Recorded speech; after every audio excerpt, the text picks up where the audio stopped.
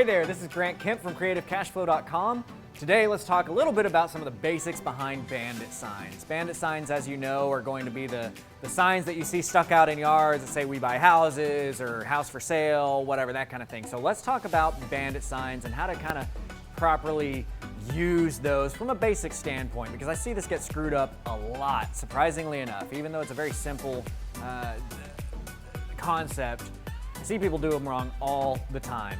So one thing that I really want to say before we get started is check your local laws on this, because code compliance is going to be handled differently in different areas. So really you need to figure out what code compliance wants in your area. Sometimes there's areas where you can put Bandit signs out all weekend, you just have to have it up by Monday, stuff like that. So you really need to check on that. I'm going to pretend that we live in a world where there are no code compliance laws that we need to adhere by as we're talking about this. But again, it's going to be your responsibility to go out there and figure out what those laws really are. And Bandit signs are one of those things that you can use both for acquisition and disposition. You can use a Bandit sign to help you buy houses. You can use Bandit signs to help you sell houses. They're both equally valuable for you. Okay, let's get into the most basic of items here that I get screwed up all the time whenever I see people putting their signs out. Where do you place your Bandit signs? Guys, look at where all these red circles are. They're crosses, they're crossroads, they're places where people are at a stop. I will be driving down the road sometimes. Literally, I was driving into the Propelio studios a couple weeks ago. I'm driving down the service road of a freeway, and in the middle of the freaking service road, on the sign, or on the side, there's a Bandit sign trying to sell a house. And it's like, who the heck is ever gonna be able to read this thing as we're going 50 to 60 miles an hour, not a stop sign in sight, not an access road in sight. They just expected somebody to be like, oh, I'm gonna sell a house. Oh, well, 214. Like, how are you gonna get that phone number? That's ridiculous. So look for places where people are gonna be stopped, whether that's a stop sign at a neighborhood or if that's a stop light at a major cross section. When you're going to place these signs, place them in such a way that when you're on the cross, you want to put two signs per intersection. One sign goes on one corner, one sign goes in the exact opposite corner. And you want to have them angled in such a way that people stopped in this direction are going to be able to read it, and then people stopped in this direction are going to be able to read it. On the other side, similar kind of concept. If you have a sign over here, you want the people that are stopped down here to be able to read it, and you want the people that are stopped over here to be able to read it, right? So just to angle it so that you can get it over to people. What makes a good sign is going to be that it's handwritten. One of the big things that people do is they think when they're getting into the business, oh, well, people are going to call me more if I've got a really nice professional sign. Nobody's ever going to call that stupid handwritten sign on the side of the road. I'll tell you what, the crappier it looks, the better response that we get from these Bandit signs, okay? And I know that's kind of surprising, but it's true. The crappier that this sign looks, the better response that it is. And I don't really know why that is. My theory is that the people that are wanting to sell you the house to an investor at a discount, that those people are so done with corporate America, that they're so done with big businesses, that when it looks nice and pretty, that is associating you with that corporate America big business bank that they're already finished with. But when you have this crappy handwritten sign, it says, hey, I'm just a guy that happens to have too much money, I want to give it to you for your house, and they're more likely to make that phone call. So for whatever reason, that works better. But you've got to still be legible. Even though it's crappy, it's still got to be legible. Like I said before, place it at stops. Don't place it in the middle of the road. I've gotten a better response out of yellow Bandit signs with the black marker on it. But white Bandit signs are obviously out there too. It's kind of one of those things where a lot of times you look at what the big trend is, what all the signs out there look like. If they're all yellow, start putting white. If they're all white, start putting yellow, that kind of thing. Just, you want to stand out. And ideally, you want to have something that's a little bit cohesive that ties your marketing campaign together. There's somebody around here that you see their signs in Dallas area that says Elvis buys houses. Well, that sticks out, right? Somebody sees that and they think Elvis, they think, hey, chunka chunka burnin' love, or hunka hunka burnin' love. They think of the actual Elvis Presley and they remember it. So when they're driving down their commute and they see 2, 3, 4, 5 of them, they know it's the same person and it sticks in their head. The key to marketing, the key to good marketing is multiple touches. Whenever you're touching somebody, and by a touch I mean any interaction that they have with your marketing piece. That might be a direct mail, that might be a Bandit sign, that might be knocking on the door, whatever it is, a door hanger, that's a touch. Anytime that you get in front of your person with your product, you're touching them in that marketing sense. And so if you can give some kind of cohesive tie together in your marketing campaign, whether it be your Bandit sign campaign or your direct mail or whatever that is, that's going to help you because people are going to realize it's you still. Brand awareness is a very big deal in marketing. It's one of the reasons why now, at the point that Coke is at, Coke doesn't need to sell anybody anymore on their value proposition, but they need people to remember that they exist. You see a billboard for Coke, it's just Coca-Cola. That's all it says. It just reminds you that they exist. But it's that you're in the forefront of your mind that makes it more likely for you to use their product. Similarly, in our world, we want to be in the forefront of people's mind. If we're spending so much money to touch people multiple times, we want them to know that we are the ones touching them multiple times. So if you have some kind of little phrase that you want to throw on there that you think might work for you, do it. Try and keep it cohesive. Try and stick away from the We Buy Houses basic signs because everybody else is doing that too. Now, as I say that, this is going to be a video that lives on the internet for a long time.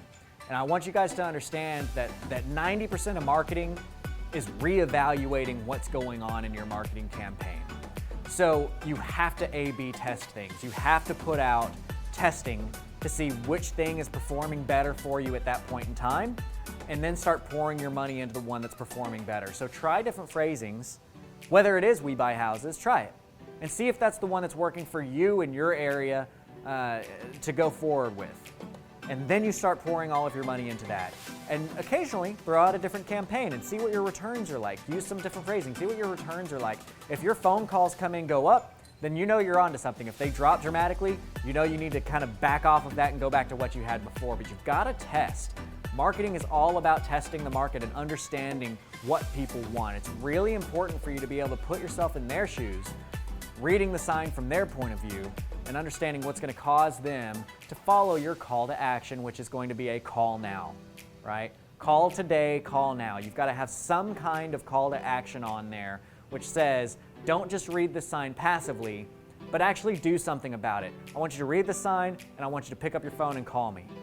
It sounds simple, but that call to action, which you'll see abbreviated as CTA in a lot of places, is absolutely necessary in marketing, regardless of which marketing type you're taking. But especially in something like this, and that's why our phone number is there. You know, your phone number can be the implied call to action because it is a phone number. What else are you going to do with it? But it does help to explicitly have a call now written on there or something along those lines. Now, I'm going to show you on the next slide what not to do. This is actually a funny story. This was one of my employees was putting together a Bandit sign campaign for us to sell a couple of the houses that we had around in the area. And you know, they all know the same things that I'm telling you. We want to try and stick ourselves in a different category than everybody else, try and stick in people's minds, that kind of thing. So use phrasings, experiment, that kind of deal.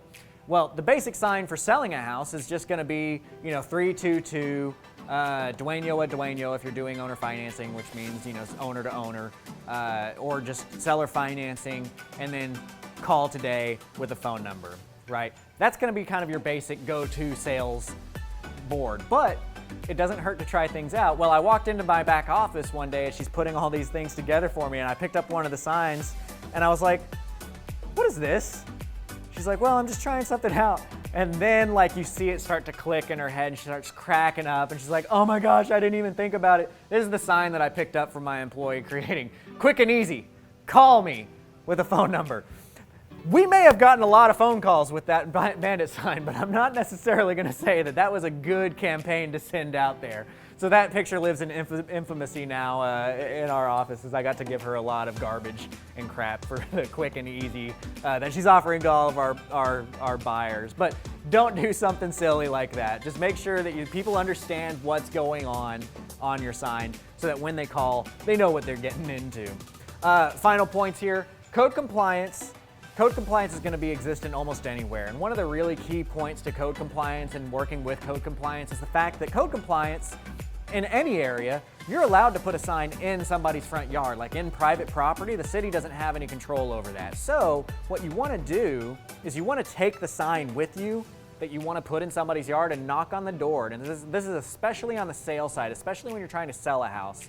knock on somebody's door that's at the corner of a major intersection or at a stop sign or something like that where it's going to get some high visibility, and just say, hey, my name's Grant. I've got a house for sale up here, up the road. Do you mind if I put this sign in your front yard for the next couple of weeks so that we can get people that's seeing it from this major road? Never had anybody say no. I've had people who don't answer the door, but then you just go to the houses across the street and ask them, and then do the right thing. Go back out there, take the sign off, maybe leave them a little thank you note that says, thanks for letting me put my sign there.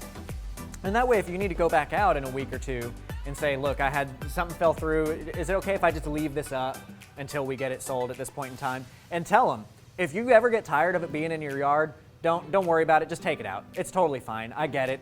You probably don't want that out there for forever, but it'll help me if I can put this out here.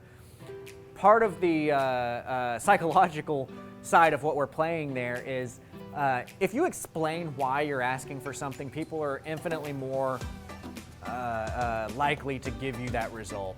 The example that principle comes from is from an experiment that one of the colleges did on getting things from people. And so what they did is they would go to a line of people that was in front of a Xerox machine at a library, and they would cut in the very front, and they would say, excuse me, do you mind if I cut in front to make this copy?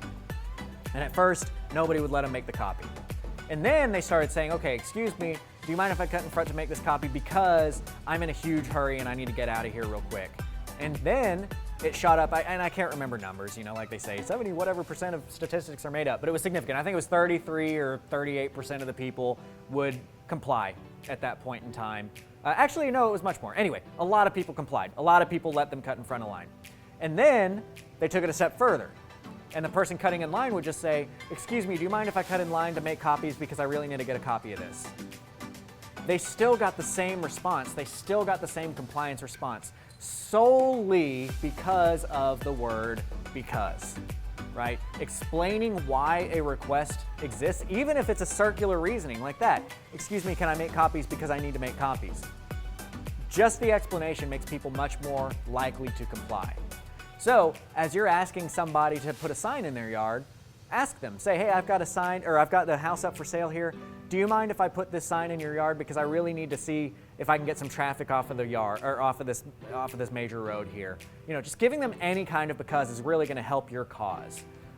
Watch the advanced Bandit signs video to see how to scale up. This is a very basic look at Bandit signs, but if you want to scale up and you want to really push Bandit signs out as a true campaign, that means you're going to need to employ some people to put those out there for you. And how do you manage that? How do you get it to where it's kind of on autopilot? How do you get it to where you can have people just putting your signs out for you and you still understanding that they're getting done right, that you're verifying that the signs are where they need to go so that they can get paid, and that becomes your marketing campaign. So watch the Advanced Bandit Signs video for that. Guys, like always, find creativecashflow.com on Facebook, Twitter, find Propelio the same way, like, share, all that kind of good stuff, and then keep watching these videos. So until next time, we'll talk to you later.